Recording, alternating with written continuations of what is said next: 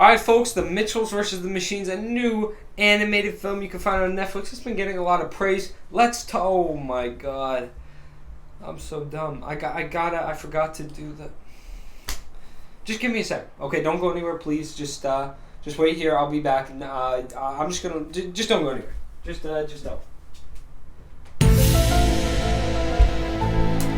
movie. The Dad's legs are so small when he's so fat. He's like, how? How is it possible? It's impossible. How can he run? How can he move? How is it possible? What do you mean?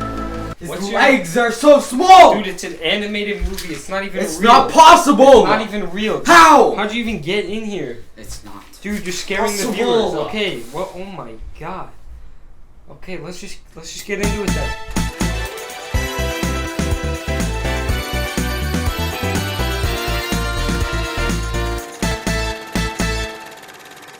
Alright, folks, now that that's out of the way, let's get into the film itself. Okay, just like the beginning of my video, the beginning of Mitchells vs. the Machines, if you just turn it on right now, just watch the first 5 minutes or so, you get sort of a sense of what the film is like, right? I mean, overloaded with just creative fun. The animation is stellar. The jokes are on point, and it's just a lot of great content just thrown at you, and that's a lot of the film. A lot of the film is like that. Let's get into some, more of the little details. As I said, the animation is very, very innovative. Reminded me, of course, of Spider-Verse, which Lord and Miller, the creators of the film, very famous writers in Hollywood, also had a hand in. They were a big part of. I think they wrote. I don't know if they directed. But animation is very innovative. The film is absolutely hilarious. I really haven't laughed a ton at any films that have come out this year. I sort of look back at my list. And so this is one that I can say that I laughed quite a bit at, well more than any other film this year. The film does fall on some very typical narrative tropes, I'll talk a bit about some of them, but you got, the two protagonists, they have a bit of a feud that they need to work out. They need to understand each other by the end. They go on this journey to do so, and then, they utilize what both of them taught each other in the climax of the film. Pretty sick of it at this point. I mean, anytime I see a film like this. Onward, Pixar film recently, I just didn't like it because it did a lot of the same things. It doesn't do anything wrong per se, but just the fact that it uses these tropes and it doesn't try to break the mold of it bothers me. It does. And a lot of, the animation's fine. I can like some stuff about it, but just at the end of the day, that story, which is what I'm most invested in when I watch a movie, is dragged down for me.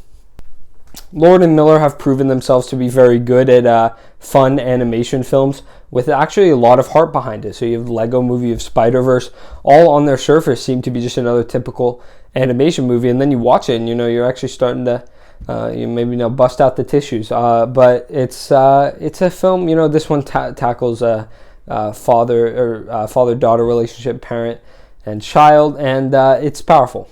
Film ties in a lot of cultural references, with the internet and whatnot. There's like a hilarious scene with a ton of Furbies, which I don't know a lot about them, but I have seen them before, and it's just great. But stuff like that is fun.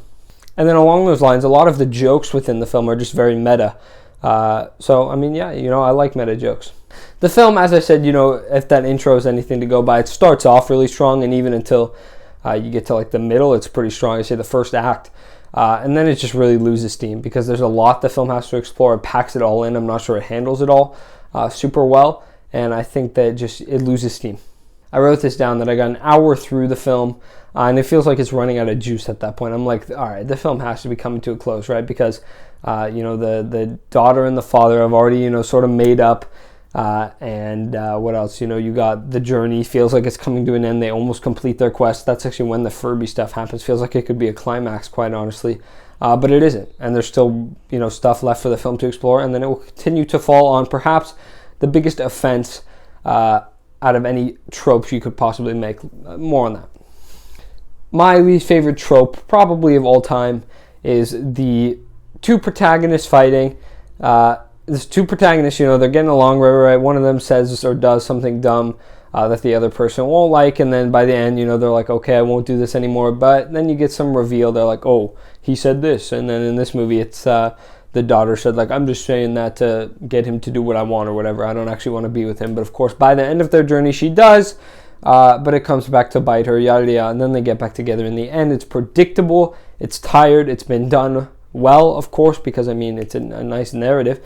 But it's been done too much. And I just get sick of it. It really brings the film down for me. And it brings, I mean, this one's no different. I'm sick. Don't do it. Just stop. There's so many other creative things you can do besides having your two characters fight, leading to your little reunion, your little happy reunion, your happy taste in your mouth. I'm sick of it.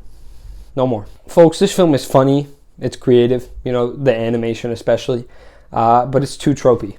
It's just like in the story, at least, feels like, you know, so many other animated films. This film's been called, the reason I was reluctant to watch it, was on my radar, but I really wasn't like dying to watch it or anything like that. Really, no films in April were like that for me. But this film got a lot of praise for some reason. I don't know. I saw a lot of people calling it the best film of the year, stuff like that. I assume it's because of the heart and the backbone behind that, but it really didn't stand out particularly to me. I think this film is going to be a B. You know, I think it's a well-made animation film. Well-made film. Obviously, well-made animated film because it is animated. But didn't do a ton for me.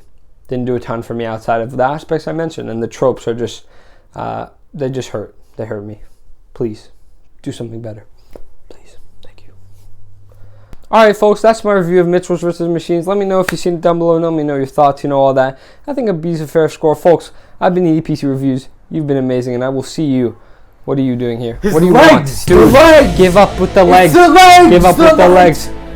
Just stop with that. I've been the EPC Reviews. You've been amazing, and I will see you in the next video. Bye-bye.